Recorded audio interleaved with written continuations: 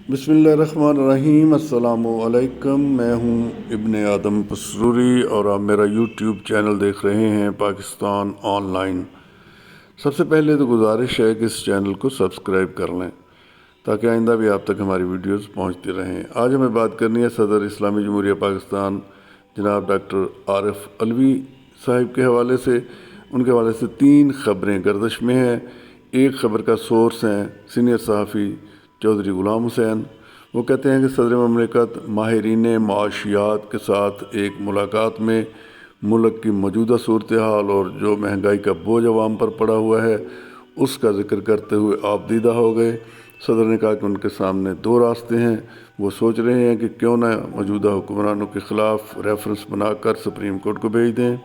दूसरा रास्ता ये है कि सदर ममलिकत लियाकत बाग रावलपिंडी से एक एहतजाजी रैली की क़यादत करते हुए इस्लामाबाद तक आएँ।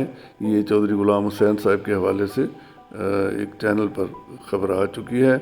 उसके बाद दूसरी ख़बर अहम तरीन ये है कि मौजूदा हुक्मरान IMF की शराइत पर अमल करते हुए पाकिस्तानी कौम पर 170 अरब रुपए के नए टैक्सेस लगाना चाहते हैं, जिससे पाकिस्तान की हर चीज़ पाकिस्तान में बहुत महंगी हो जाएगी।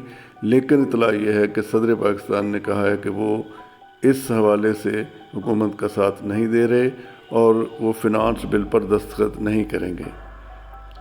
ख़बरों के मुताबिक आज फ़िनांस बिल पेश होना था सेनेट और कौमी असम्बली में, लेकिन हुकूमत ने सदर के इस वाज़ेह इनकार के बाद फ़िलहाल फ़िनांस बजट पेश ना करने का इरादा किया है।